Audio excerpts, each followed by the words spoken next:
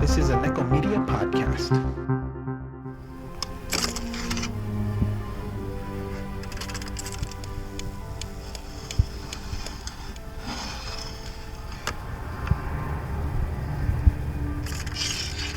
What's your pleasure, sir?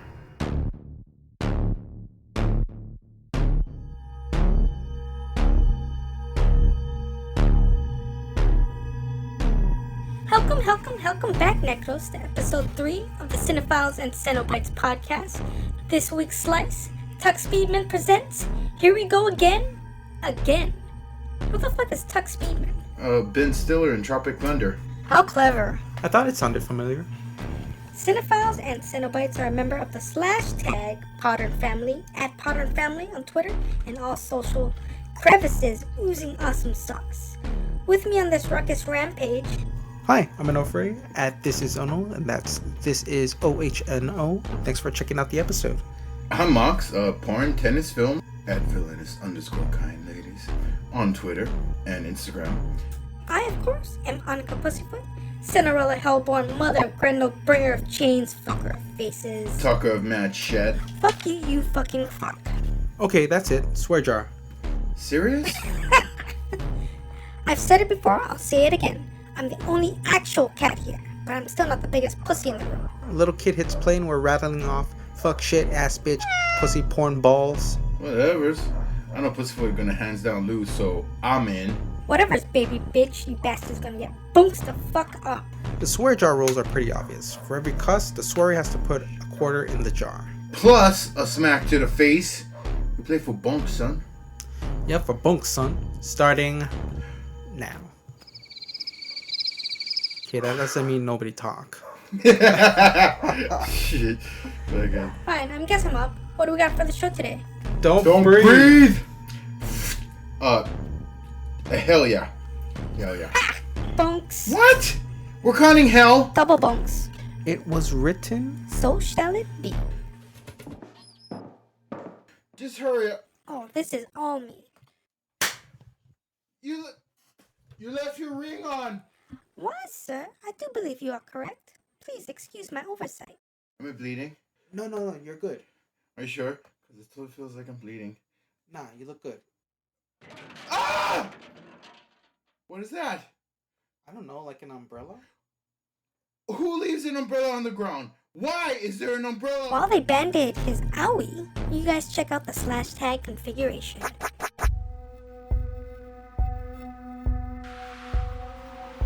Alright, welcome to a new /tag Configuration. This How loud week I we watched Don't breathe. Actually, yeah, and don't eat popcorn during this movie. I like how you did. Yes. Every time, every week, this guy. if it's a really quiet movie and Doesn't matter if we get there, like literally, a couple minutes late, we always got a popcorn. But to be fair, I always have to have my cigarette before we go in too, so. Oh, yeah, that's fine too. Yes, we want to be ready. Pee break before and after the movie. Yeah, watch it first showing on a Sunday, guys. You Oh, know, yeah. if you want to have like literally it to yourself. We were Pretty much, yeah. the loud people at this showing, and we weren't even that loud, but that's just how quiet everyone else was. Yes, you Don't Breathe. Yeah, so Don't Breathe, directed by Fede Alvarez, most known Fede for Alvarez. the Evil Dead remake. For sure. The movie stars Jane Levy, who was also in The Evil Dead. Basically, the only person that matters is Stephen Lang. Stephen Lang, yes. He's the only reason to watch this movie. Everyone else is just fucking interchangeable. Yes. When you watch this movie, you realize the only thing that can take Stephen Lang down is either an Avatar or Chuck Norris. That is how indestructible he is. He's just a badass, Yes. He actually could have just... The character doesn't really have a name, or they credit him as just a blind guy, but they should just credit him as blind Stephen Lang. Yeah. Or old Daredevil. Oh, Daredevil, yes. We have Dylan Minnette and Daniel Zovato. Dylan, I recognize him most from the Lost series. He played Jack Shepherd's son. And also Daniel Zovato, he's the guy who dies in the preview. He also dies in the movie. He dies in the trailer. Yes. Right where you saw him die in the trailer, that's where the fuck he dies in the movie, so it's good. Because he's an irking piece of shit. Not the person, but the character he plays. I'm just like, good, son. Okay, so Don't Breathe, it's about a group of thieves who plan to steal from an old blind man, Stephen Lang. They break into his house thinking it'll be an in-and-out job. They soon find out they chose poorly. Super poorly. Idiots. Yes. You don't ever rob from Daredevil. Or Stephen Lang. Or Stephen Lang. You don't rob from Stephen Lang. They're the same person. If Stephen Lang went blind, he'd be Daredevil. So the beginning of the movie, we get a introduction to the thieves. Yeah. So we are in upscale Detroit. They break into this house, and through this introduction, so we know they're thieves, we get a taste of how each character is. Zavato's character is pretty wild. He's just a shithead. He goes there and he pisses. That's what they focus on. So, he's there to power trip. The girl, Levy, she dresses up and lays on the bed. It shows me that she really wishes this was her life. She wants to live in the skin of people who live in nice places and have nice things, because that's where she comes from. Her mother is white trash, piece of shit. And she has a younger sister who's like suffering the brunt of everything that sucks about life. Oh, that's true, yes. And then we got Dylan's character, who is the brains of the operation and is only there because he's in love with Levy. We get that sense, yeah, but he's also like the guy, the hookup guy, who will break it, like, because his dad, we find out his dad is actually works with a security company. Yeah, that secures the houses. Yeah. So it's an inside job, but they do a really clever thing at the end. I think once they're out, they throw a rock through the door to make it look like a smash and grab, so that if and when the cops were to investigate it, the first thing wouldn't be an inside job, because they look at how did they get in without, breaking the door and shit. So that's a good cover up. Oh yes, yeah. Also, too, they do not take cash, and they do not take things that equal up to over $10,000, because at that point it becomes felony larceny. Oh yeah. So the Dylan character, knows, or let's call him Alex. His character's name is Alex in the movie. Yes, he knows everything about the law. Not everything about the law, enough to so that if they were to get caught, their sentences or punishment would be lighter. Yeah, for sure. They don't have any priors. Well, maybe that fucking one guy who pisses everywhere, he probably got something. Yes. Juvie. I think it had foreshadows of upcoming events. I don't think he was actually peeing, so I don't. Yeah, Ono thinks that he was masturbating, and it looked like that, but just the amount of liquid, and it didn't look creamy like what you'd expect from a semen sundae. Yeah, so that was I thought it was a foreshadowing future events in the movie, which will. Would make sense. That would make sense, but I don't know if you pay attention to the right things as much as you need to. Right. I don't know, but yeah, okay, yeah. So if it was that, nice foreshadow. Oh yeah. But this movie is pretty heavy on the foreshadows. They foreshadow you locations, they foreshadow you objects, they foreshadow you circumstances. Yes, they do. So right after this break-in, we get them leaving and I guess future plans and character situations. Yeah, Levy and the wannabe gangster were gonna move away to California, start a new life with this big score or whatever's. Yeah, so and we see Alex's circumstances and situation. He has to stay back because of his father. But I'm thinking at that point, maybe his dad is sick. That's what I'm thinking too. Yeah. But I also thought, because he knew so much, his dad worked for the company. But it threw me off when he said I have to stay back because of my dad, because then that makes it sound like he's the caretaker of his dad. Yes. Or his dad needs him to earn or something. But I guess it's an emotional thing, or it could have just been an excuse. It could have been, yeah. Because then we find out, it's his dad works for a company. The security company that secures these houses, yeah. Yeah, so that's how they don't really break in. They use But he's like totally in love with the girl, which already I knew from the start. Yes. Because if there's one thing I know, it's the look of someone who's in love with someone who's with one of your so-called friends or whatever. So. And he says, you're a friend, stay in the friend zone. You're a good friend, stay in the friend zone, bitch, is what I think he tells him. Next scene is they want to do one one big score in which they break all the rules from what they did before. So now they over 10 grand. Yep. Yeah, they're gonna take, because they never take cash. Now they're gonna take cash.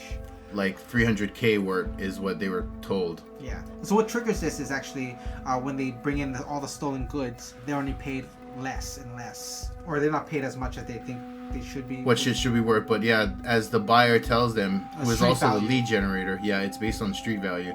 So regardless of what a Rolex goes for, you know, Sotheby's is that example.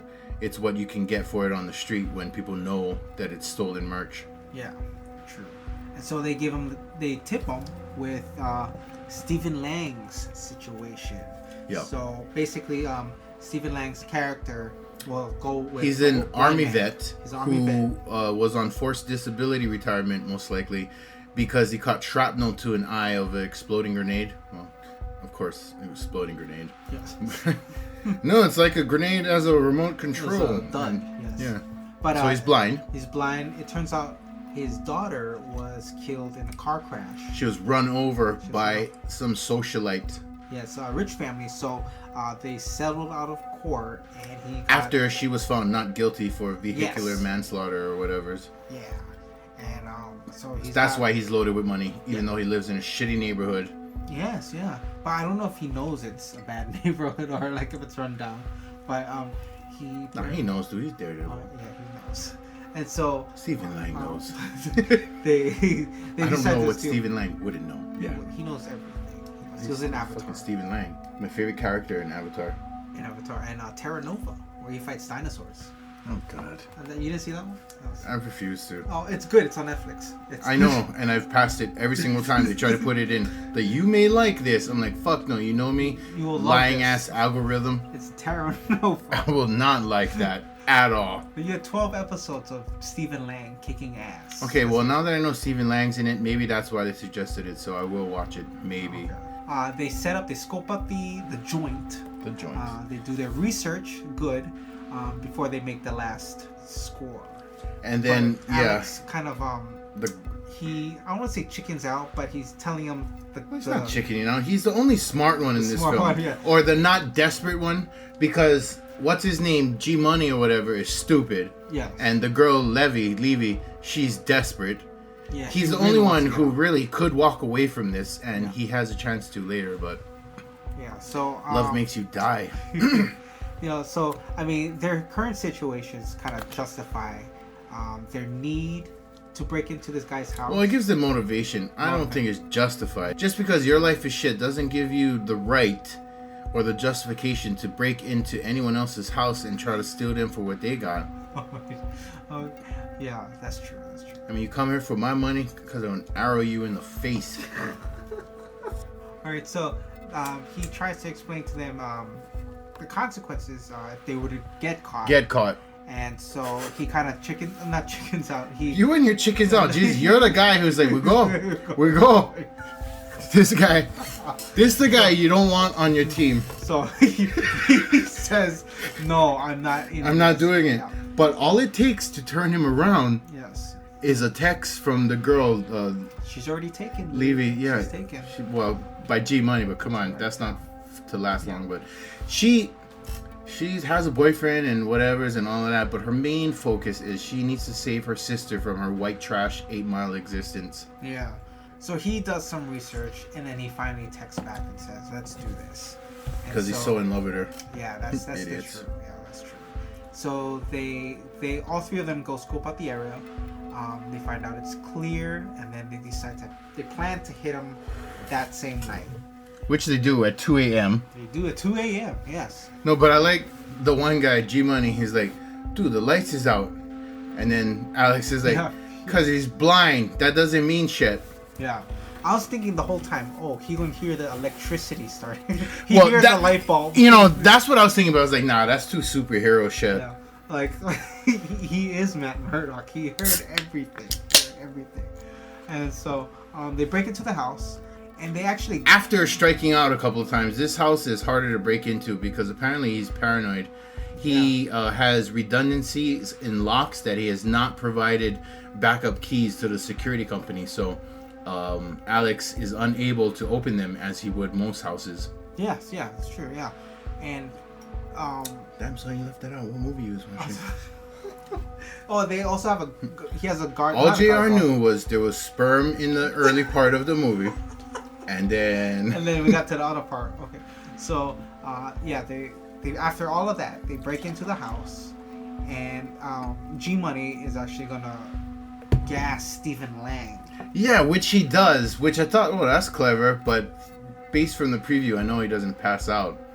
But he threw some kind of chemical concoction solution into a water bottle, and he bleeds it dry by opening it with like a little pocket knife that lets it kind of bleed out. Yeah. And he's assuring the other two, no worry, he's passed out. He's passed out. So much that I can make plenty noise and shoot the lock with my gun off this door we're trying to break into. He wakes up, and at that point, obviously. Well, actually, Alex, when he finds out there's a gun in the house, and he's like, I'm gone. Do you know the penalty? Yeah. And so he's like, I'm out of here, no matter what. I'm sorry, Jane. And so he leaves. You're doing it again. You're making a chicken shit voice. That literally is not what's happening. He's the smartest one, bro. At that point, he's like, come on, we have more to lose than to gain, from his perspective, I guess. But yeah, sure. So then the girl is like, let's do it. And then, of course, G Money. Rocky. Oh, yeah, Rocky is the girl's name. Yeah. Rocky. Okay, so he leaves. So they continue on trying to break this lock off to the basement. And then... Well, we don't know it's the basement. They think it's the secret room where he's hidden all his 300K or whatever. True. And then that's when we see the blind man emerge. Yeah, it was like... Actually, this movie has a bunch of jump scares. It does. It's not really scary, but it's very trippy. To me, I was voting for Stephen Lang from the get-go because, one, he's Stephen Lang, and two, somebody killed his daughter and he got money for that. So that's tainted money. And he's grieving and damaged, and these motherfuckers want to try and break in and steal from him. Right, and it's not like he's living... He didn't take that money and be like, I'm going to move to whatever the Beverly Hills equivalent in Detroit is. Probably still shitty, but... But no, he's stuck. Yeah, he's stuck. Yeah, he's got pictures of his daughter all over the place, and her pictures are upside down because he's blind. Yes, we see that. Yeah. Yeah, that was kind of like, oh, that's sad. Good attention to detail. That's so sad. It is sad though. Yeah. That's so. He doesn't even know that the picture of his daughter is inverted. Does he say anything like who's there, like when he emerges, or is he like still quiet? Oh, he does talk to him though. He's like, how many of you are there? That's after he grabs him, but there's a nice point where he's fucking. Now, as a soldier, even blind, he still progresses towards G Money, even though G Money telling him, I'll fucking kill you, don't come by me. But the quake in his voice, I think a soldier or anybody who's killed for a living can tell this guy ain't a killer. Yeah. So that's why he keeps advancing, and he gets close enough to where he can grab and disarm and destabilize the attacker, which is G Money, who's just a punk. Yeah. Well, yeah, we see him put up his hands like he's ready to choke, like he's not backing up. Also too, Stephen Lang's posture is kind of hunched over the entire film, and you don't really understand why, for me, until we're in the basement and you see him put his hand up as he's making his way around the darkness that everybody's sharing now. He touches the top knowing, okay, that's where the top is. Oh yeah, he'll hit a fan. Yeah, he's crouched because in the smaller walkways you could just whack your head, but he really plays the posture great of someone who needs to maneuver around in a world that he can't see. Oh yeah, nice, very, very detailed. Yes, there's no part of the movie where you think, oh, he should have heard, he should have seen that, he knew what was going on. I mean, at some points I thought there was overreaching on that shit. Like he picks up sneakers and starts smelling them. That's how he knows that there's more than G Money in the house. Yeah, she left her shoes there. How do you leave your shoes? Well, because remember, they took it off because they didn't want to make creaks in the floor. Right. And then shit popped off and they didn't have time to go back and get that. But still, like, he's just walking in the room after he's disposed of G Money, and then he's like, smells something in the wind. Like, you can smell shoes that badly, Matt Murdock. And then he like finds the shoes and he like sniffs it. He's like, oh, this is a woman's probably. Fee fi fo fum kind of shit. That's what it is. They remind me of Jack and the Beanstalk. They climb up to his fucking ogre palace. That's right. And then he's like, Because I smell the blood of a fucking Englishman. So at that point, yeah, G Money is taken down.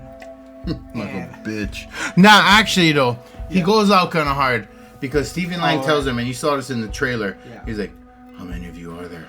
Yeah. He doesn't punk out. No, he doesn't punk out and say, "There's a couple of us. There's a girl right there to your right." Yeah. No. So we give him. That was his last. Yeah. If you're gonna die as a punk, you don't die like a punk, and he died like a man. Yeah. I mean, he was kind of crying and shit, but he didn't sell nobody out. That's the mark of a punk, is selling out somebody. Yeah. Thinking you'll get out. Yeah, you'll get out of it. Yeah. So he didn't do that. No, he didn't. So actually, props to you, Money. Props to you, just Money. Money.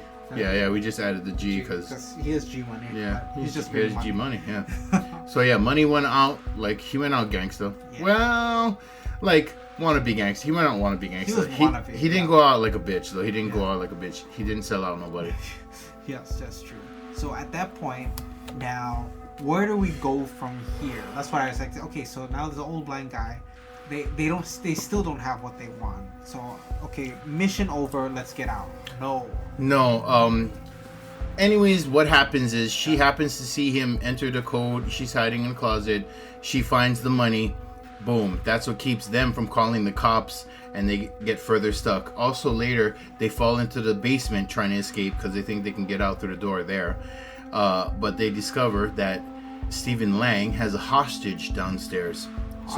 Yes. He's a bad man. That's the twist. That's it's one of and from there it just goes further into. It goes further. It gets darker. It gets foreign independent dark for a movie that you see at theaters in Hawaii. I think so. Yeah, it gets like this should have been straight to DVD kind of material. Like it was too dark for. It's pretty bad, you know. Well, don't build up their thing because they could have like better, different kind of things to watch it and be like, dark, oh, that's what that shit is. It does take a twist, and it takes a twist. There's more to the story now, and so we find out. Like we thought he was badass because one, he's Stephen Lang, and two, he killed that dude being blind. But once you see that hostage downstairs and you find out further what he was doing or intending for her. Yeah. His motive. Yeah, it's complicated, but it doesn't it didn't make me distance myself from Stephen Lang. I wanted him to win from the beginning, and I still wanted him to win. But I was also okay with her and them living. Yeah. I won't tell you what happened, but Yeah, I would have been content with a more. With just like a dark indie ending, like boop. Yeah. Oh, she died. Oh well. Fuck her then. Fuck Money and fuck that guy. Right. I would have been satisfied. But the way they take the story, I mean, that's just as good. But I think I would have been either way. Like at one point in the movie, you're rooting for Stephen Lang, and no longer for Alex. And I was never voting for Alex or the girl. It's I know you got a sister to support and shit, and that's sad. But you're breaking into the house of a blind veteran whose daughter was murdered and whose daughter's killer was let go because she's a socialite. She wasn't murdered. It was a vehicular accident. Dude, I don't care if you accidentally kill a family member of mine. That's murder. That's murder. But is this a horror movie? No. It's for sure one of the. It's like a thriller, suspense. Thriller. Yeah, How to explain the film plot badly. He's gonna do it. People under the stairs without the people under the stairs. That's it. That is it. So we got this group of kids, coming in trying to get a good payday, and they chose poorly. They did choose poorly, but I mean, for a 300K score, like it's not gonna be that easy, guys. No way. You gotta work for that money. You want to steal from Stephen Lang? Yeah. It's gonna be a task. Definitely one of the scary. More I don't know, but jump scares. Watchable and sort of intense. Yeah. I'd say I mean, at this point, like you're rooting for one or the other in this. It's like. Well, for me, it could go either way. I wanted Stephen Lang to win, but I also wasn't opposed to the girl and Alex winning. Yeah, because they got good stories too, and they're not shitty people. No, they're not. No, but definitely go watch. Go watch CC. Go watch CC. And pay money, even though it's a studio film. Pay money, you guys. Yeah, and it's Fede Alvarez first original Oh yeah. Movie. So he just made up this movie, or it's somebody's script, but it's not like a remake. He wrote it. Yeah, he co-wrote it. He co-wrote it with Fede Alvarez and Rado Sayagüez. Yeah, so Sayagüez is the brains behind it, and the director just came in and raped it. He probably put all the stupid shit like semen and masturbation and shit. So this was his second full length after Evil Dead. But his first pretty studio film. Yeah. General original. wide release. Yep. Yeah. So watch it for Stephen Lang. Yep. Jane Levy, Dylan Minute, and maybe G Money murdered. Yep. Go watch. Daniel Salvato. Yeah, Daniel Salvato. Go watch Mexican. it. Yep. Don't breathe. Check it. Peace. Your face looks better. Well, yours looks like toilet bowl stew. Also, I'm not talking to you. Shoutouts to the Final Girls Horrorcast at Final Girls HC on Twitter. 3P's Horror Pod at Drunken Batman, the man who fell up, games and graphics. Also, Flicks X-Rayed podcast on Twitter at Flicks X-Rayed. Yes. So yeah, I checked out some awesome shows lately, kind of spanning the gamut. Horrorphilia, their body of work is prolific. Any aspect of horror, they're covering it. Robin Slim, a duo whose shock value is only exceeded by the comedic value. Pure orgasmic love, a sexy couple kicking out orgasmic moods. Rice and Beans Radio, these guys dime on a variety of topics. Social commentary, movies, nostalgic meanderings, all dope shows. For our 3 or so subscribers, we definitely recommend you check these shows out. /tag Yo Listen CC. Yo, listen. Yeah, so earlier we were talking about how saturated the podcast market is, and just because you can broadcast doesn't mean you should. Fork, yeah? This game is stupid. You guys just made me say fork. Yeah, maybe you should put the fork down, you fat fork. Where do you guys think we fall on that scale? I think we're dope, obviously, but I've been listening to a lot of other shows lately, and I don't know if you can compare shows or should compare shows other than like broadcast quality, but I think our content is cool. For sure, yeah. We rock them boots off. I mean, we definitely need a new host. We need a new you. Too many cats in our life, we're like creepy old ladies. We got Schrody, Annika P, the damn company name is a cat, the logo is a cat. It's just raining cats. Something to think about. Right? Or not. Cats rule. Hit us with the kicking and streaming. I know you guys like mixing it up, but cocks. Bonks! Cock is not a swear. In context, cocks is a swear. We need a ruling, son. Sorry, bro, I don't see it. Juiced! This damn game is juiced! Well, Annika, I just kind of like watching different kinds of stuff when I do my streaming and kicking. I switch it up too. Next show, I think I'm on Hulu. Netflix is just easier. If it streams and kicks ass, it qualifies. Right on. Kicking and streaming, ladies and gents, and fat forks.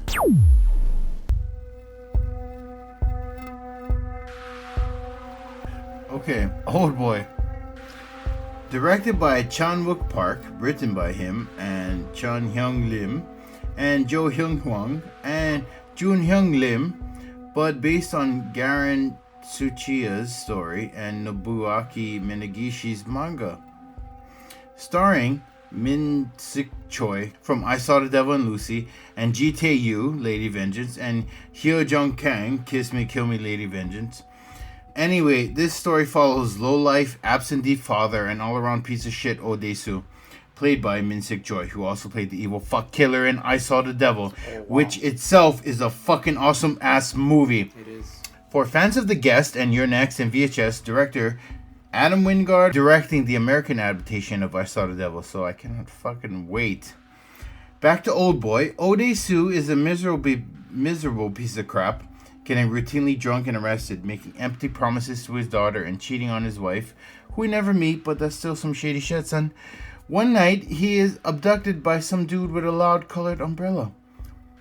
Ooh, like How I Met Your Mother. Yes! Right, the yellow. The yellow umbrella. He wakes up trapped in the room that gang rape was probably invented in. His captors tell him nothing. They feed him shitty mandu. For you folks with Anglo palates, mandu is a fried dumpling. and contain him with nothing but a horrible artsy poster and a television to keep him company. So, of course, he goes a little crazy, but he can only wallow in self-pity for so long. Sober now and furious as shit, he decides to take action. He uses journals they provided to record his thoughts and make a list of who it might have been who did this to him. Needless to say, the list is huge. Even he's taken aback by how many people he may have done wrong and what a horrible fuck he was. Oh, man. So, son, he starts training. Shadowboxing, sparring with the wall, using the TV as an instructional tool, getting his ship flavor tight.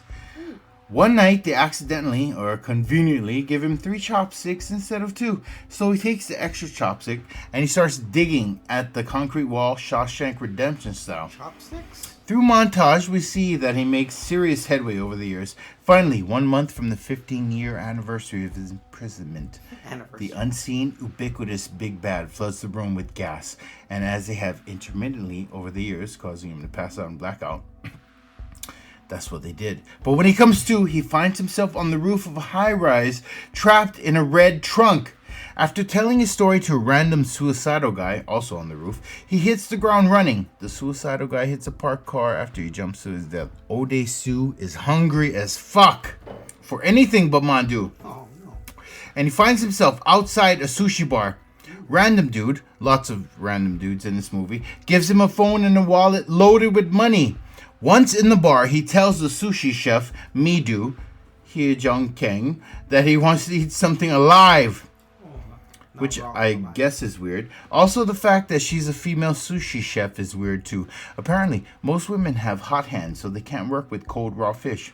He gets a call on his new cell phone, and of course, it's the Big Bad, who further taunts him into finding his identity and the cause of the abduction and the imprisonment. Midu serves him a live octopus, and he fucking eats that shit while still squirming. And the tentacles are writhing and all over his fucking face as he's trying to down it in his throat. It's pretty gross. It's the real taco. Seeing that he is upset by the call he received and now desperately trying to choke down a live octopus, she tries to comfort him by placing her cold hand on his warm body. He passes out because obviously that's what happens when you're trying to eat a live animal and someone with cold hand touches you. You pass out. When he comes to, he finds himself in Midu's apartment. She's reading his journals. He rips them away from her and cradles him close. His mad ramblings are private. From there, it's back to the task at hand. Finding who the fuck took him. Midu in tow, Daesu visits every restaurant that serves mandu in search of the place that made him the food he ate for 15 fucking years. Place after place, no luck, until finally, one out of the way long shot ends up yielding results. He barely has to put the mandu in his mouth to verify. He spots a delivery boy and follows him, literally chasing after him on foot for what seems like miles, and up a steep-ass hill to a decrepit-looking building. Wheezy and enraged, he shares the elevator with the delivery boy. As soon as the doors open on the floor, he recognizes where the fuck he's at. He makes short work of the guard on duty. That motherfucker was busy reading a manga. That's not what you want to be doing when fucking hell comes to pay, son. Like mandu. Yeah, that's what you eat, son. So, Daesu gets to the control room, where the controller is watching with a wall of screens, all showcasing other poor souls trapped in this Korean Hotel California. He straps the controller to the chair and questions him. The controller, of course, no, they give out names, son. But Daesu will not be ignored. He grabs a hammer and goes marathon man on the controller's ass, removing tooth after tooth until he gives a lead on who the Big Bad and where the fuck to find him.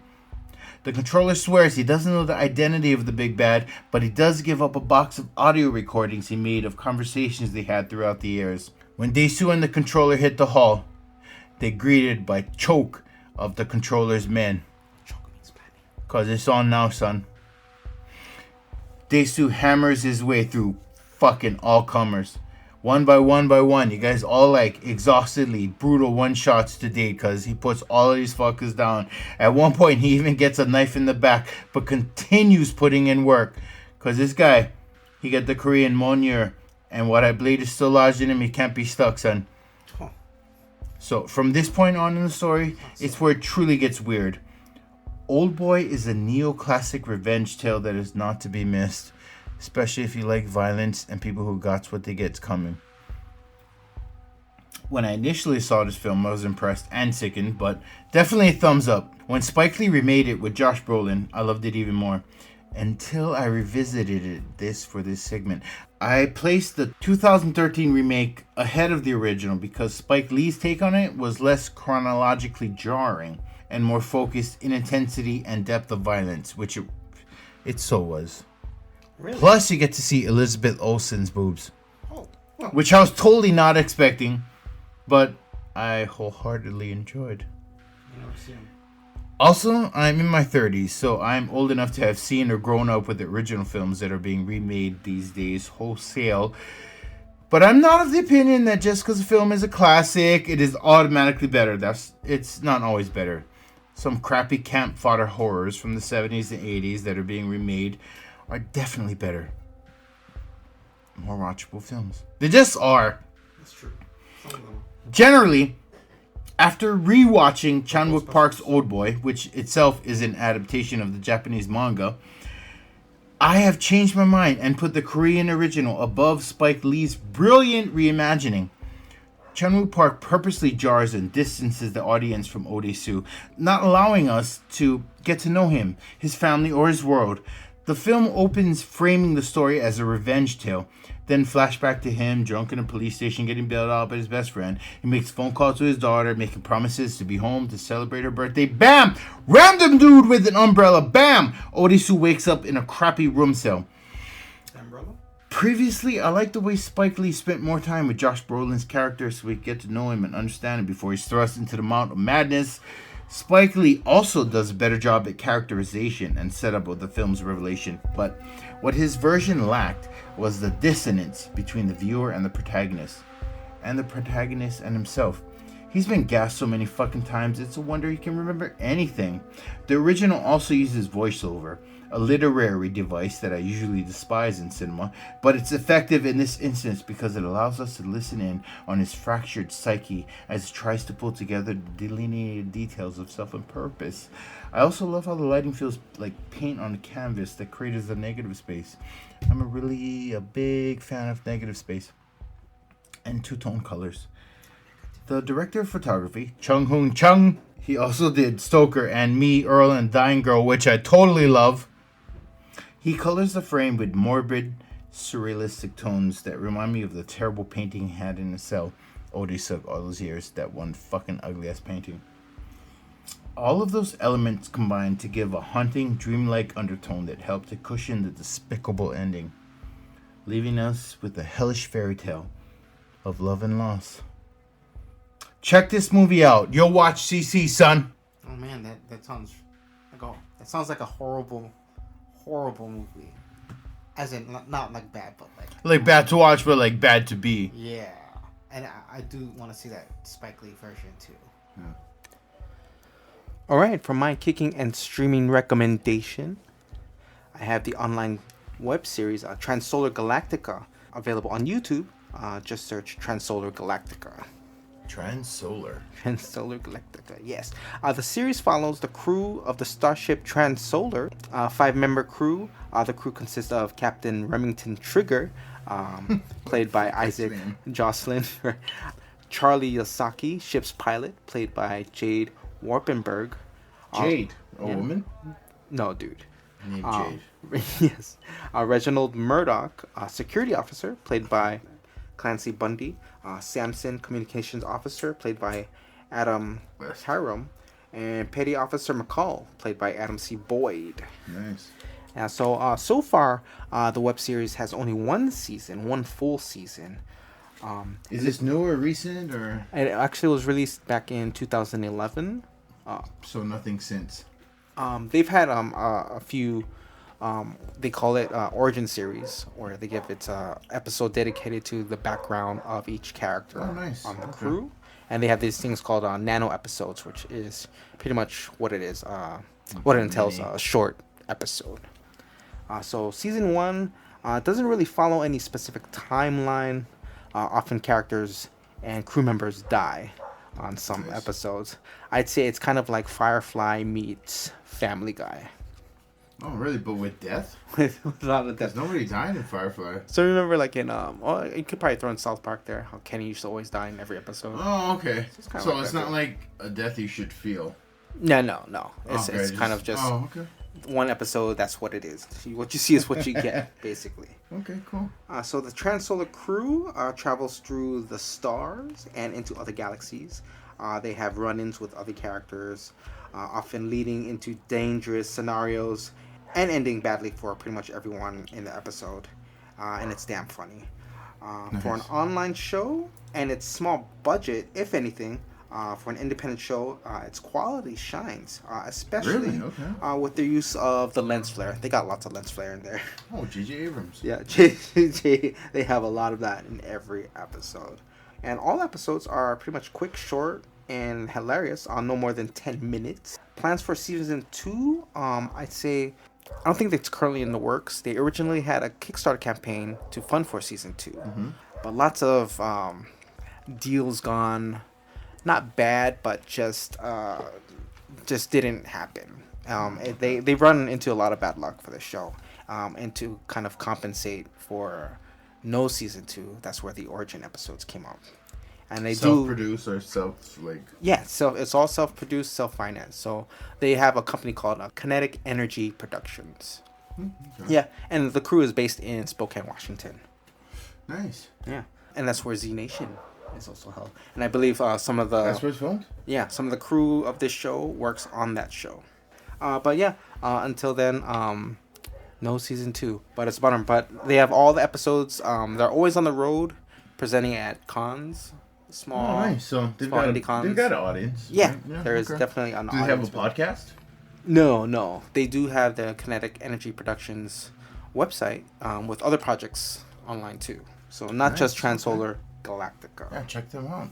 Transolar Galactica. Yeah, it's a freaking hilarious sci-fi show that's entirely original, set out to deconstruct what is sci-fi and give us their take on it. To the crew of the Transolar, I say, bring me that horizon. To everyone else, I say, boost that signal. Transolar Galactica. Check it out on YouTube. You'll watch CC. Koreans kicking a hammer style? I dig that. I never heard of that Transolar show, but sounds tight. A million times better than that last lesbian jizz from last show. Yeah, I guess. So, we're just gonna skip that, right? Am I the only one who caught that? What? She just totally said jizz. Oh my god, what a hater. Mind your business before that business minds you. Sorry, man, I didn't hear it. This is some BS, A-word, S-word. So far, I'm the only one who lost a quarter and caught bunks. Hey, I'm that cat at the bar toasting to the good life. And you, son.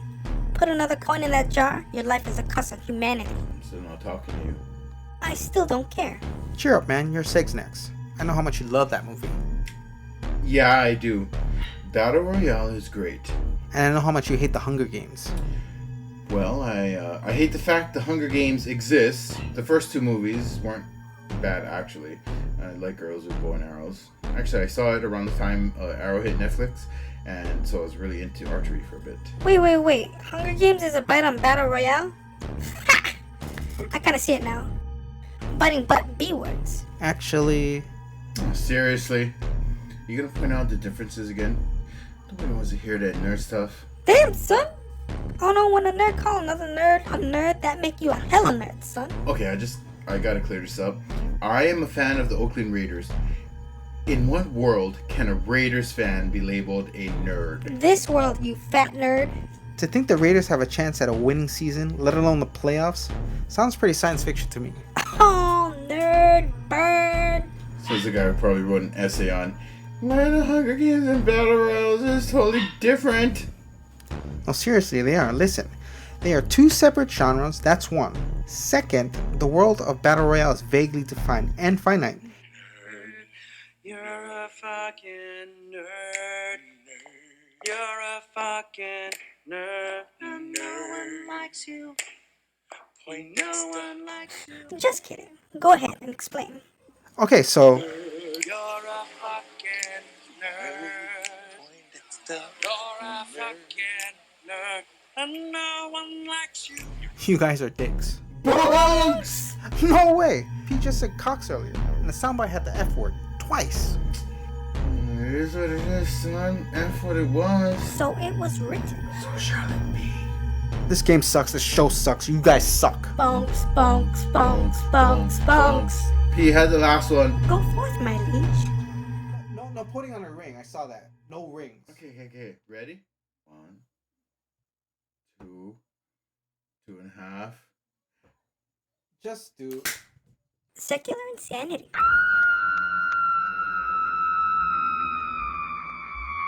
Secular Insanity. This time around we got Battle Royale. Directed by Kenji Fukasaku, written by Kenta Fukasaku, based on the novel by Koshin Takami, starring Tatsuya Fujiwara and Aki Maeda and Takeshi Beat Kitano. He was in Brother with Omar Epps, but in Outrage he just plays a father who's outraged and trying to get murder on. So Battle Royale. What can I say that hasn't already been said by better reviewers? I will say, if you haven't seen this movie yet, what are you waiting for? Maybe you haven't heard of it. Well, perhaps you've heard of the Hunger Games. You heard of the Hunger Games? Hunger Games? Well, that piece of shit is a blatant ripoff of this 2000 indie masterpiece. With subtle differences, of course. Main difference being that this movie is actually good. They go all the way. They do not pander to censorship, teeny boppers, or studio execs. If you're going to do a story about teens that have to murder each other in order to survive a sadistic game, then don't punk out, bitch. Do it the fuck up. Battle Royale does just that. In the near future, Japanese society has drawn to the brink of collapse. The perpetrators? The youth. Teeny boppers have gone from the figurative cause of a nation's deterioration to the actual literal cause. The film doesn't really explain why or how that came to be, but if you've ever watched anything on YouTube, then you know this is not a humongous stretch. Kids are horrible. They need to be killed.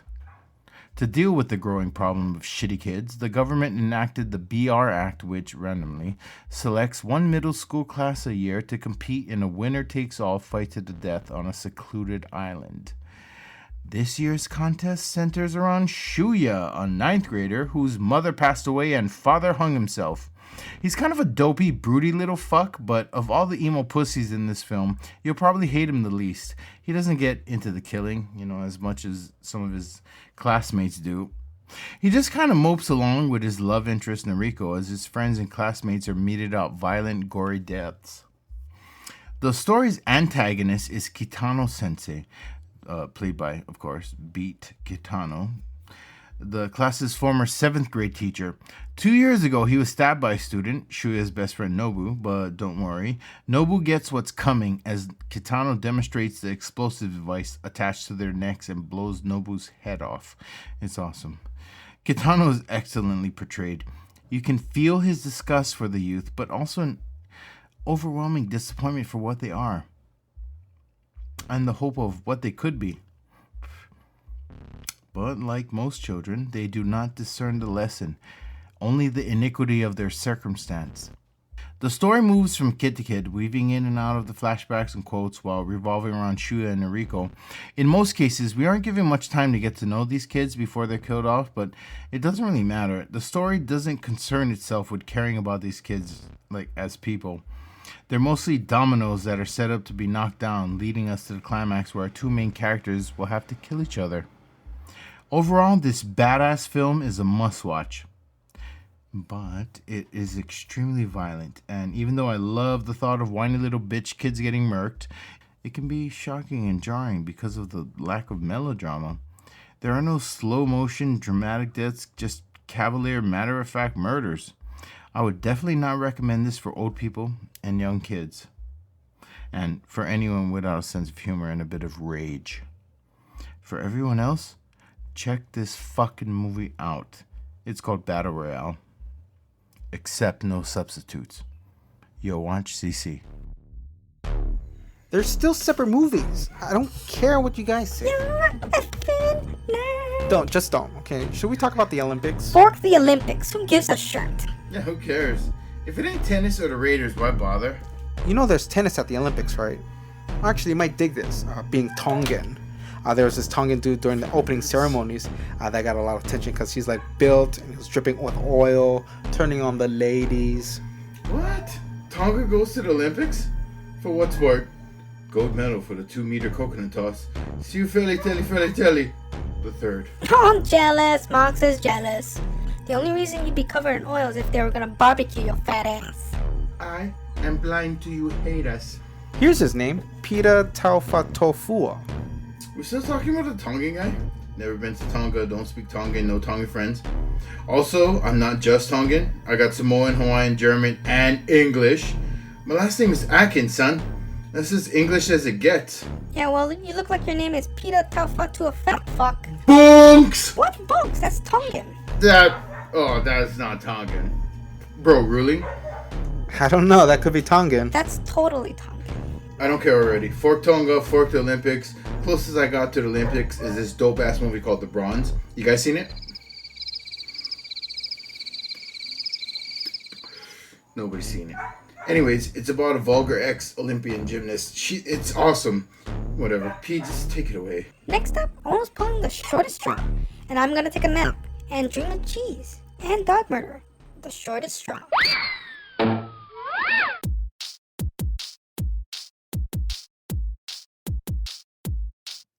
Alright, for this shortest straw, the film I'll be talking about is a short film, actually 2 shorts. It's called Alien 5 and its direct sequel, Alien 5 Square. Both films are toy cinematic features parodying the Alien franchise and using its central character Ripley and other characters from other popular films. Both films were produced by Probot Productions. Probot. And both films are actually available on YouTube right now. Mm-hmm. So the first film, Alien 5... They're actually pretty good, you know. Yes, yeah. Very enjoyable for what it is. For its shoestring budget, if a budget at all. The first film, Alien 5, as well as Alien 5 Square, has no real connection to the Alien franchise other than its use of characters from films and Xenomorph and Ripley. Yeah, of course, just aliens. So the storyline, the first movie, it actually starts off with Ripley and Bishop. I don't think the toy is actually Bishop. I think it's actually it might be a Terminator. I don't know. Okay. But, yeah, so they're in the space shuttle. They're making a landing into another cruiser that's actually been overrun by aliens. Yeah, they run into other scientists doing shady experiments. There's a family that they kind of have to save from the aliens that they've been captured. A little baby gets face hugged. Dust already. Ripley takes care of it. They battle Queen, battle more aliens. That's basically it. For me to go any further than that, it's just you just gotta watch the film because it's actually pretty enjoyable. You know, they really pull it off. It was filmed and edited in camera and made awesome use of its toys and like for backgrounds they actually play a video game and use that and set that as the background on screen. Yeah, it's pretty creative. The audio was probably the most important part and best part of both films. Yeah, that's how the story gets told. I mean, you don't see any moving lips, but I don't know. For me, it works. I haven't seen the whole thing. I saw about 10 minutes, and this is not the kind of thing I would look up or want to watch myself, but he showed it to me, and it's doable. It's more than doable. You know, it succeeds. What it is, yeah. The voiceovers were great, if not decent, and the soundtrack and key sound clips from the Alien movies were placed and used very creatively throughout the shorts. And even more so in Alien 5 Square, the sequel, the audio quality and placement went up in this one. And in this one, the second one, it's more laugh out loud scenarios, situations and jokes, and even more cameos, so-called cameos, by other toys, right. Characters from other popular franchises like Harry Potter's in this one. And Mork from Mork and Mindy. They made toys of Mork and Mindy? Wow. Yes, that was him. I believe so. The production design also included more props, more buildings, and of course more toys. Both films are fun to watch, and if you like that toy cinema kind of format presentation, you'll enjoy this one. Both films were shot, edited, directed by Damon Wellness, written and co-directed by Sebastian O'Brien, and it stars Flora Whitfield as the voice of Ripley. Search for Alien 5 or Alien 5 Squared, or search for Probot Video, that's Probot videos on YouTube. Yo, watch CC.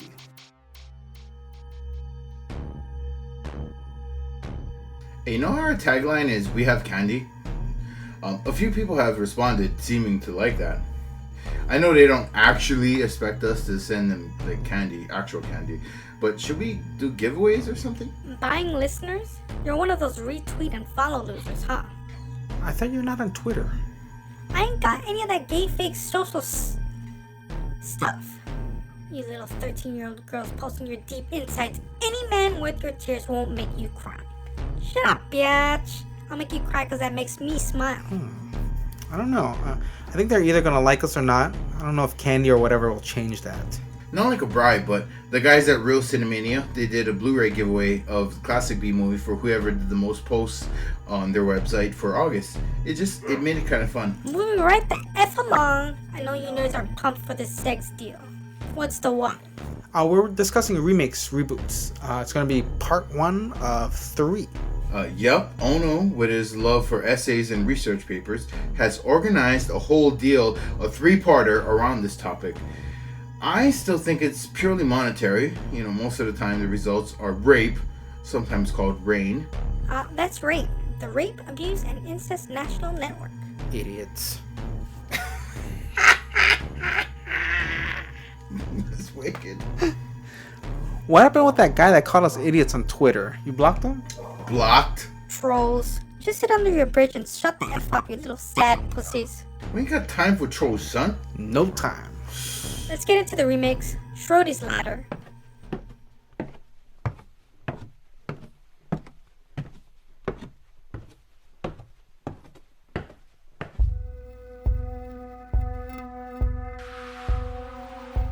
Alright, welcome to Schrody's Ladder. Schrody's Ladder. We're going to go over remakes. We are. This is part 1 of 3. Yeah. Talking about remakes. So for the past 10 to 15 years or so, there have been several trends in mainstream film and television. I think the vampire phase is kind of done with already. But zombies. Thank you, Twilight. You guys killed it. True Blood. True Blood. Yeah, True Blood outlasted, but I mean, it got fucking weak sauce toward the end. Anyways. But zombies are still in, of course. Another thing are comic adaptations. That's a really big thing right now, with Marvel coming in on top and DC in with a close second. And of course, there are the movie remakes, which will be the focus on this Schrody's Ladder segment. To limit our discussion, we'll exclude novel and comic adaptations, short stories, and the like. We'll stick strictly to original film remakes written for the screen. Yep. So if a film stands the test of time, why should it be remade? When a movie has stellar reviews, wins awards, becomes a classic, there's no real reason to remake it. Ever. If anything, just continue the story with a sequel or prequel, reboot the franchise, and expand the storyline. Now, just to clarify, it's all monetary. In the context of this segment, a reboot and a remake are two different things. Yeah, definitely. A reboot is the continuation of a storyline set by a previous film and presented as a sequel or prequel to the original, and the time in between films. And by time, I mean release dates of the films may be indefinite. Just look at Independence Day Resurgence. Most people hated that one. I thought it was not bad, though. It wasn't bad, no. I don't know why people are hating it. Resurgence. Because we're not 14 anymore, I guess. Plus, there's no Will Smith. But yeah, they should just paid, whatever Will Smith's price tag thing was to get him on it. Right. Okay, anyways, though. And so, a remake is a fresh new take on an original film. The same story setup and ideas are used, but maybe taken in a different direction. Instead of left, they went right. New props might be used, character names are changed, different effects and visuals are shown. Maybe a completely different ending is presented, but the film still holds true within the same premise and plot of the original. So a few examples. Prometheus by Ridley Scott is a reboot of the Alien franchise and acts as a prequel to Alien. Also directed by Scott and originally released in '79. The Evil Dead film by Fede Alvarez is a remake of the original film The Evil Dead by Sam Raimi. Another example is Mad Max Fury Road by George Miller. It's a reboot of the Mad Max series, but I'm not sure exactly what time it's set in. I think it's after Road Warrior and then before Thunderdome. And so Ghostbusters by Paul Feig is a remake of the '84 film originally by Ivan Reitman. Yeah, and some idiots say if you hate that movie, you just hate women. I hope not. Stop hating women. Women are lovely.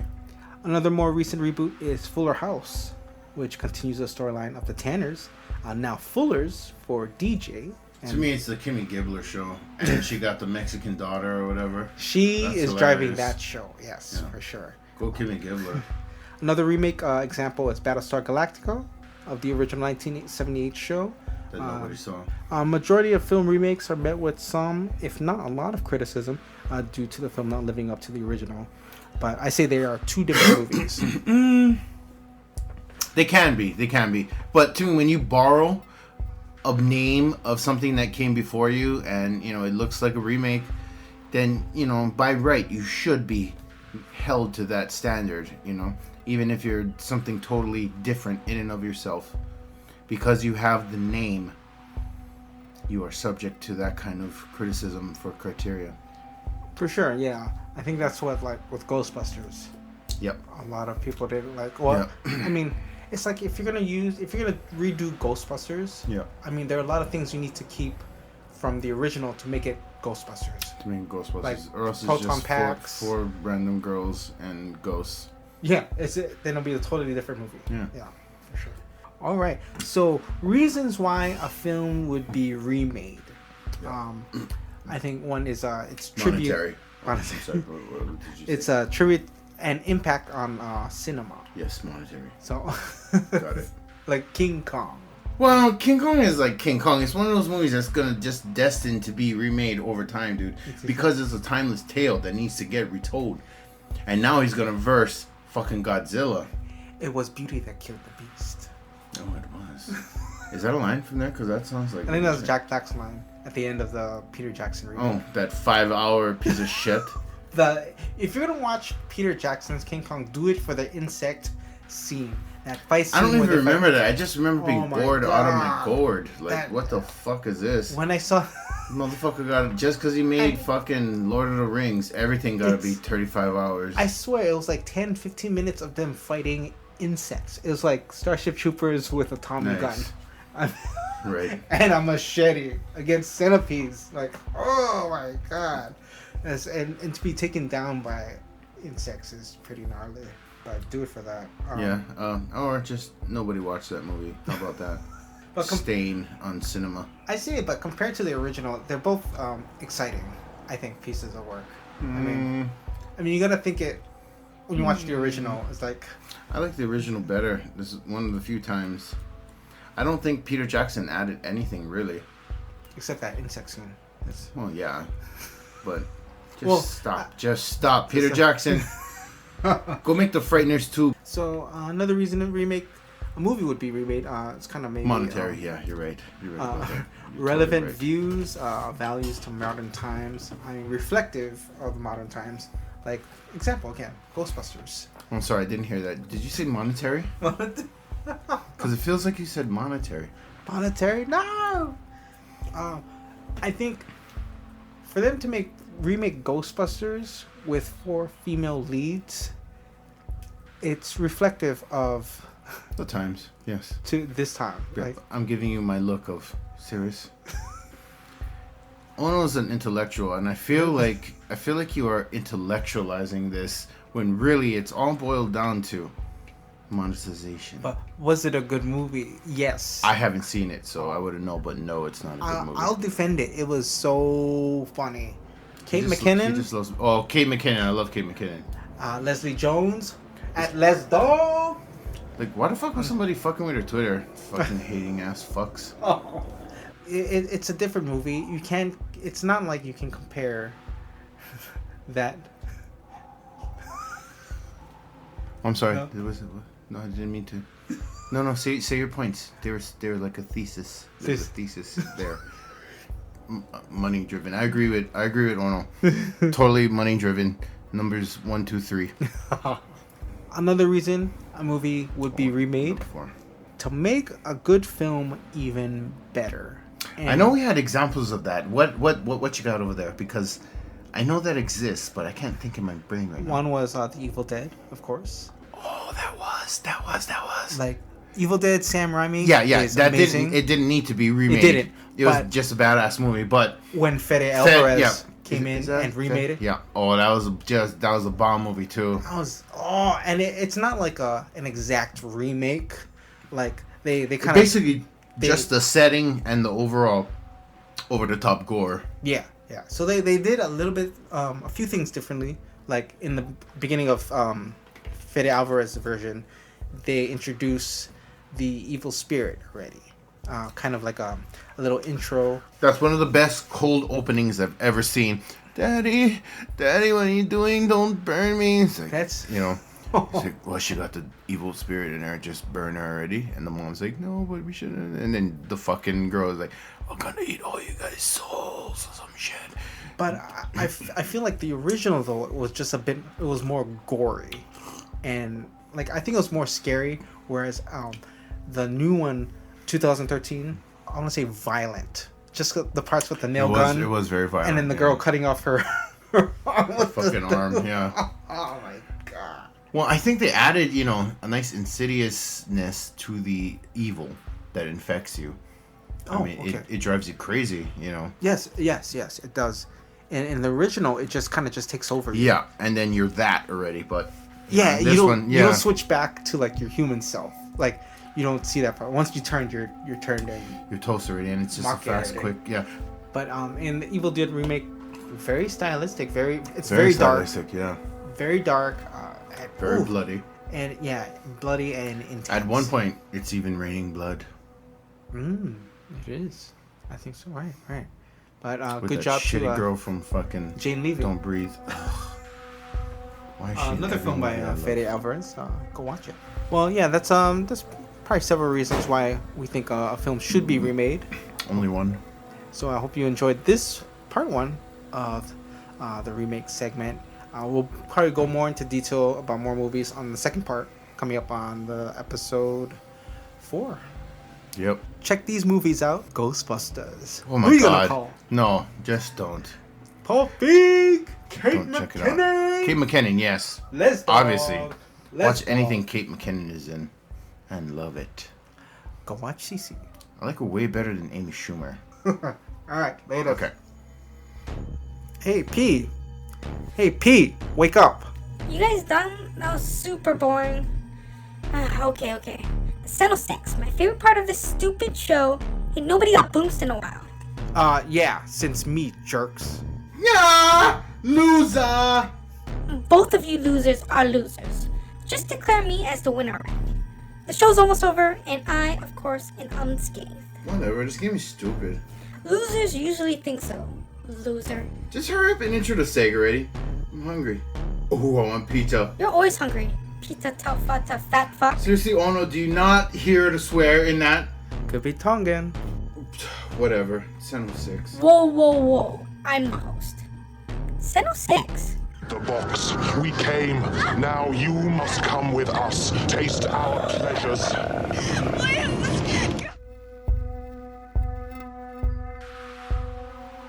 All right.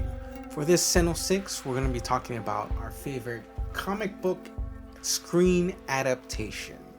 Currently, right now, dominating, I'd say, the film industry in terms of comic adaptations. Or at least in the adaptation universe, Yes. would be the two big ones, Marvel and DC. Marvel, of course, being bigger, I think, right now. the Oxford and Cambridge of Yes. the comic book universes, cinematic universes. And it's crazy because don't they have like a set schedule for like the next 15 releases? Definitely Marvel does. DC is still trying to fucking catch up and doing any kind of shit, putting out ridiculous works and... So before the whole Marvel craze. Before that, there were still on and off comic adaptations. Horrible ones generally until the early 2000s with X-Men and Blade. I think with modern technology and effects, that's what's able to help with Marvel. I mean, especially with their types of characters. Before then, it was all practical effects.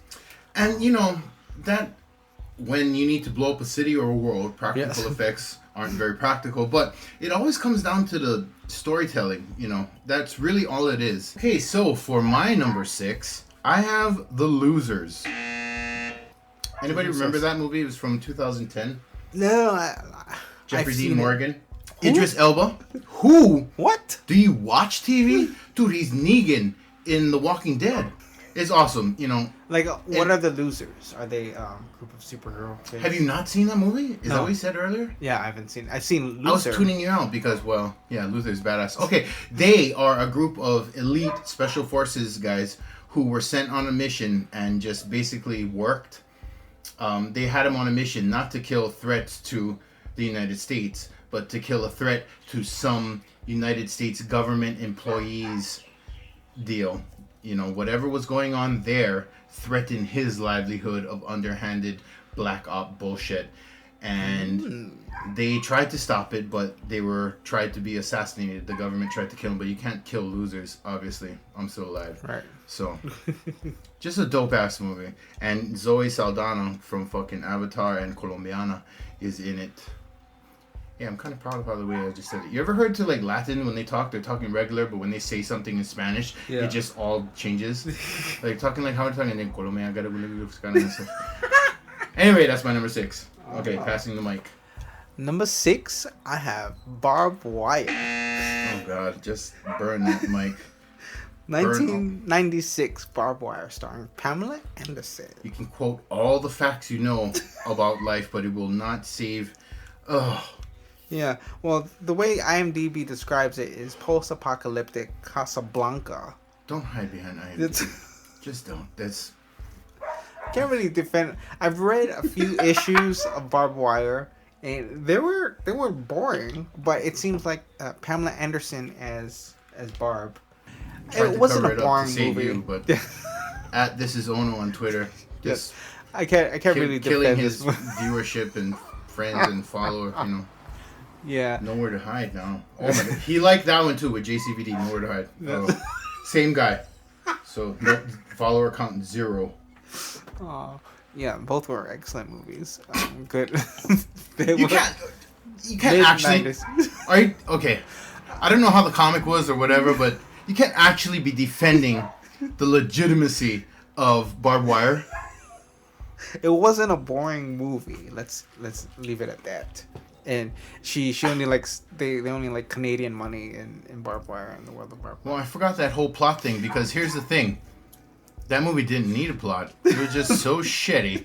Well, that was my number 6 pick. We'll leave it at that. Yeah, let's just move on. Okay.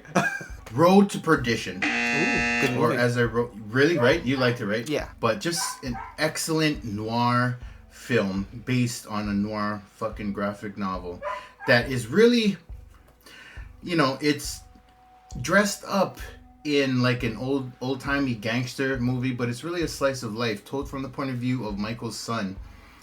He doesn't know what his dad does exactly. He just hates his dad. He hates his life. He dreams of more. He thinks he's a literary talent, but he's actually just a son of a mob killer who is super good at what he does. Jude Law, the coolest thing he's ever been in as an assassin who's like super fucking good. And really creepy in this one. And super creepy. He's creepier than that AI movie. But as an assassin, so bonus. Okay, roll number 5. Oh no. At This Is Oh Fuck. At my number 5, Dick Tracy. 1990 Dick Tracy, directed by Warren Beatty, based off the Chester Gold comic strip. I just puked a little in my mouth.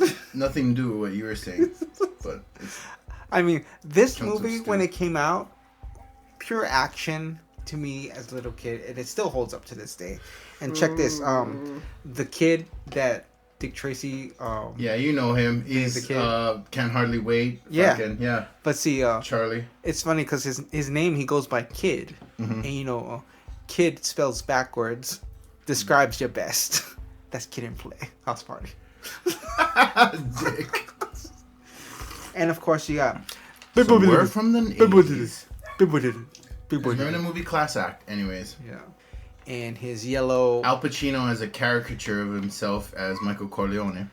Yes, yeah. You know, and yeah, Mumbles and their flat top, played by William Forsythe.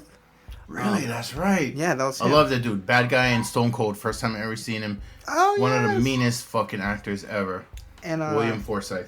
Mandy Patinkin is 88 Keys. Really? Yeah.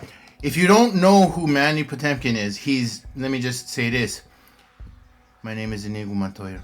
You killed my father, prepare to die. Yes, that's him, son. 88 Keys. Yeah, he was a piano player in that one. And Paul Sorvino. Okay, number 4. Have you ever seen this? 30 Days of Night. Oh, yes. I saw that in theaters, too. Yeah, me too, actually. But I didn't read the book, though. Well, graphic novel. But yeah, graphic novel. Do you know that Clive Barker did the fucking intro on 30 Days of Night? No, I didn't know that. No, I didn't. Well, that's how awesome this shit is. It caught his attention. Because the drawings, the illustrations are just really stripped of everything else it doesn't need to be. It looks like scribbles that the inker doesn't fully just ink what was there. You know, he just kind of fills in here and there, and it's just a fucking... Oh, man. The illustration is dope. And the story is really simple. It's... In Barrow, Alaska, they have a thing where, you know, I mean, this is true. Not Barrow, Alaska doesn't exist, but in Alaska, there are days in regions where they have multiple days that are more than 16 hours of night. Just night. So, that's crazy. Right? I want to go there. But yeah, I mean, that is the perfect setup for where vampires would want to go, right? So this one underling vampire finds this out, and he decides that's where they're going to go to feast. And he invites the ancients, and the ancients, well, this is the comic book. The ancients are pissed at him for doing that because anytime you try to wipe out a human town, you're going to make the fucking map. So he comes up with the idea to set ablaze the oil pipeline, and that's how the town gets blown up. Oh, okay. I see. But anyways, yeah, the sheriff in the movie is played by Josh Hartnett. Yeah. Word. And Bill. Sheriff's girl? See, the thing that happens, Stella, in the comic, they were both together and, you know, they're both dealing with this. But in the movie, they did a nice touch. And I'm thinking, I don't know if this is David Slade's doing or the writers or whatever, but she was trying to leave. Their marriage is on the rocks, and this whole thing is happening right as the vampires are invading. So they're having to come together, even though personally they were trying to separate.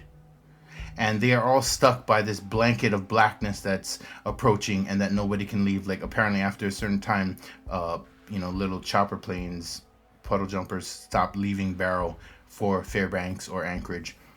But that was a nice touch, I thought, with the movie. And there was some really nice filming, and the coloring of the movie really meshes nicely with how the comic book describes it. Oh, nice, yeah. Okay. Or portrays it. But anyway, yeah. Okay, so your number... All right, number 4. I got Tank Girl. You're just trying to piss me off now. I seriously think this guy is trolling me. This is not what he actually likes, but... Tank Girl. Oh. Yeah. Let's see. He said it like, Tank Girl. Published by Penguin Books. It's a British comic. Did you just say bra? Say bra. Published from... Yeah, that guy. Created by Jamie Hewlett and Alan Martin.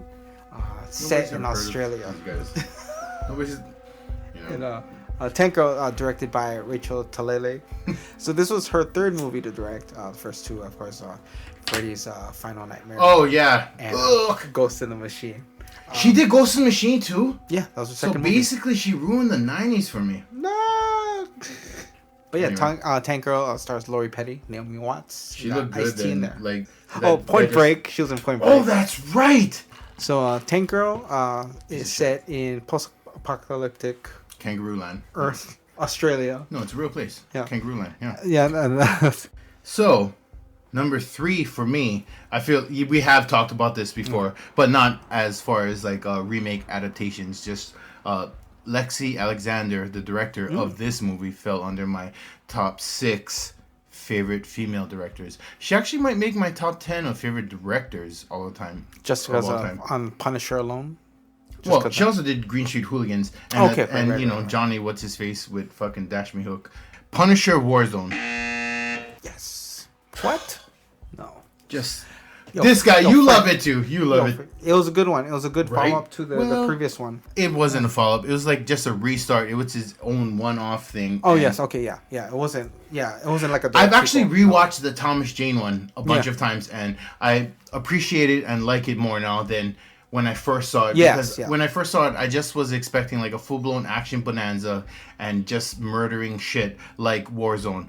But Thomas Jane and the director, they try to give you the emotional setup and like a whole fucking thing about the Punisher. And at that point, maybe new people introduced to the Punisher, I don't know who didn't know about the Punisher, maybe that was like what you needed. But I was already very familiar. It just really doesn't spare anything. It opens up with a climactic event. He's fucking hits a red flare and he's upside down spinning, murking off fucking mafia top dogs, dude. It was very violent. It was a lot more brutal than I... This is ultra violent. Yeah, I didn't expect that either. Anytime there's a Punisher movie, I'll be like, I'll go see it. Yeah. I didn't even know it was the first two were very He says two because he's bringing up the Dolph Lundgren shit. But yeah, Lexi Alexander's vision of the Punisher was the closest that we've ever gotten on the Punisher comic. It's true. Okay, yeah, you're number 3. Okay. Number 3, I got Alien vs. Predator. Paul Anderson adaptation. I gotta mention Paul Anderson's Paul W.S. W.S. That's an important note. Yeah. Yeah. With this one, he just loves Paul W.S. Anderson. I think it's like a man crush. Yes. It's not a bad thing, but like Event Horizon. Yeah, Event Horizon. But for this one, I was expecting to see just straight up Alien on Predator action. Yeah, I really didn't need that human element myself either. I feel like you kind of do. Although Sanaa Lathan is good, but she's good in anything. Right. Love and Basketball versus Predator. Ooh, yes. they're not. It's just gonna be a hunting movie if there's no human element in there. And I didn't need that. Just like with Punisher Warzone, I really didn't need an element of, inclusion of the human race. I just want to see brutality. Right. Just want to see just Frank Castle tearing shit up. Yeah, and now with the aliens versus the predators, I really don't need to see the human victims involved.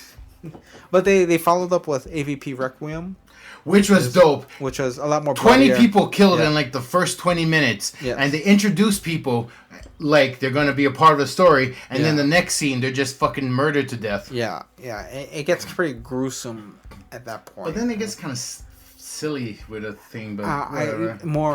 That's where you can throw in the cyberpunk term. I think it just really like, what the fuck. Yeah. So that was my number 3. That was my number 3. AVP.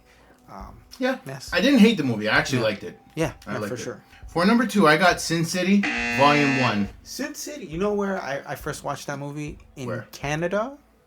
And I've been to Canada. I got a beer. And I ate a Whopper, like, cause there's a they got Burger King inside the theater, so you can order. Does it happen in America? No, I mean, it doesn't happen in Hawaii. But... No, but yeah, so that was the thing, and I saw it on IMAX. So, but I'm eating. It was a bad idea though, cause I got the drink, and then I'm eating the Whopper while I'm watching Sin City in the theater, and then I'm like, I want to leave so I can go take a shower. Like, it was so gross, that's why. It got all over you? I mean, that's how Whoppers do. They're really a great sandwich, but they're like a messy-ass fucking fresh vegetable sandwich, Oh, my God. All right. Okay, number 2 for you, bro. Number 2, I'm going to go with Priest. Paul Bettany. Yeah, starring Paul Bettany. I didn't know that was a comic? Yeah, it was actually... Nice. The comic was created, written by Hyung-Min Woo. Oh, it's a Korean... Scott Stewart is the director of Priest. But with Priest, it looks like... so we got Priest in sort of another post-apocalyptic world. Sort of a western-y. I mean, it's got that kind of western cowboys element. Right. Just like a barren landscape, frontier land, yeah. Yeah, and so these priests in the movie, though, they're kind of like an elite squad that kind of killed off all the vampires. Right. But there's still a colony left. Well, yeah, they think they destroyed them all, killed them all off, and so they're kind of like just not doing anything now, and until a new case comes up. Right. That lets them know there's a hive. Yeah, there's still vampires out there, so they gotta come out of retirement. Right. But whereas in the comic, the priest in the comic is actually already a vampire. Yeah, and so he's not like fighting for God. Like he was a priest before, but now I think he had to sell his soul. Maybe I think like if Priest the movie had gone further, that's where they would have arrived. But they wanted to start him out with us. True. And then okay. have him carry over. But yeah, the movie did so poorly. It did. I'm hoping for. I would really like a sequel. It was a piece of shit. It just was a piece of shit. Like they could go so much more. Give Paul Bettany another Priest movie. Don't do it. Just don't. Cowboys versus vampires or whatever now. So before the number ones, honorable mentions. Honorable mention. So honorable mentions. I have Attack on Titan. Hell manga. Yeah. As far as adapted, it's pretty much. If I feel like it was page for page, straight up adapted in the movie. Cartoon. I only saw part 1. I didn't see part 2 yet. I'm talking about the cartoon. Okay, you got to count the screen version, dude. Nobody give. In fact, I think most people's introduction to Attack on Titan was from Netflix. Netflix? The cartoon, right? Yeah. The anime, yeah. Yeah, the anime, right. And then maybe some people went and read the thing, but yeah. So yeah, it was pretty much. That's why I kind of stopped reading the manga because it was already this like I saw the panel for panel. Yeah, kinda, it was pretty much panel for panel. But what I noticed was different was the training scenes in the anime.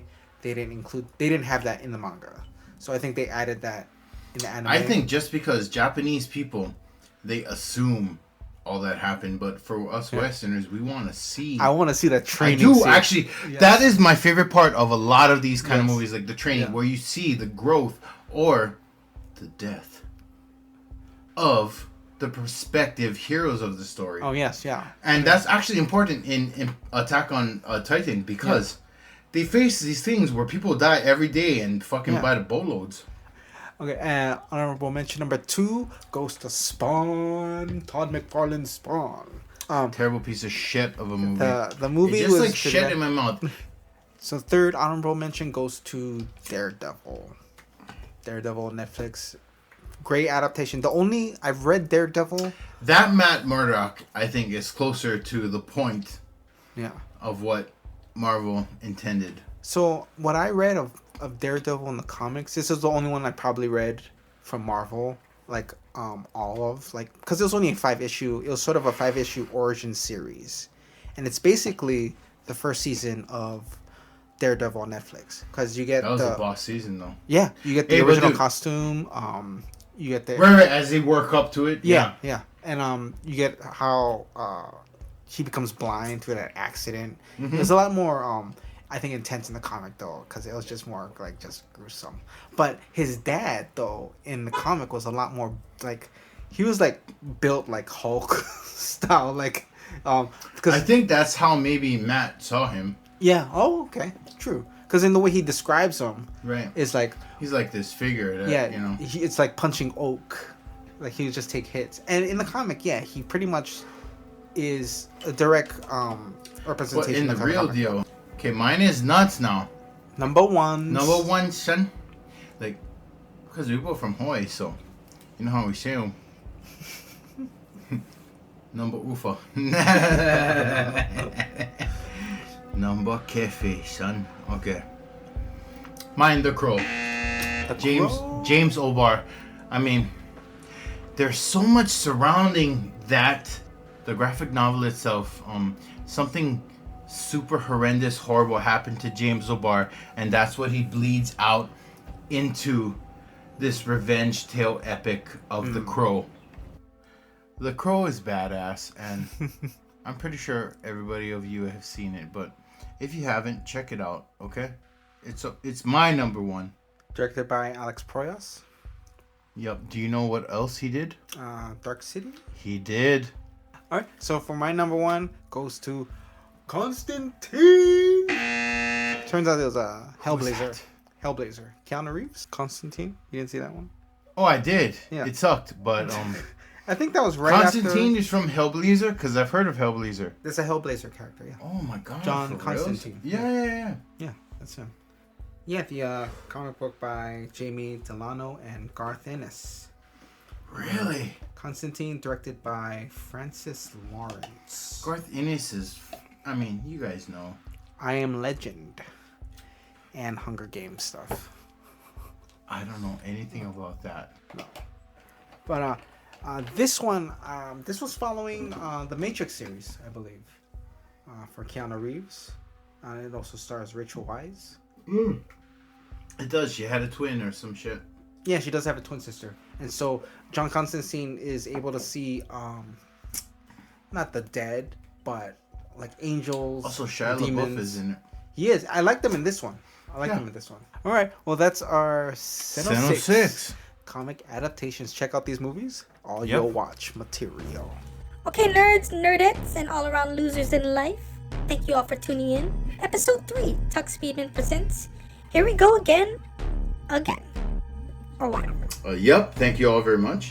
Check us out on Facebook, Tumblr, Instagram, and Twitter at cynical_mass. Ono. Yeah, that's cynical, CINECAL_MASS. At cynical_mass. I'm Mox at villainous_kind. Letting you know to stay rating, Oakland. I'm Ono at This Is Ono. That's OHNO. And I say, go watch movies. Broadcasting from the Blood Cave for Nekko Media. For Mox, Ono, and myself, Annika P, and all of us at the Slashtag Podden family. This has been Cinephiles and Cenobites. Keep the lights on and check that fucking bed because there's only one universal truth. No lives matter. That means you. We have candy. This is a Nekko Media podcast.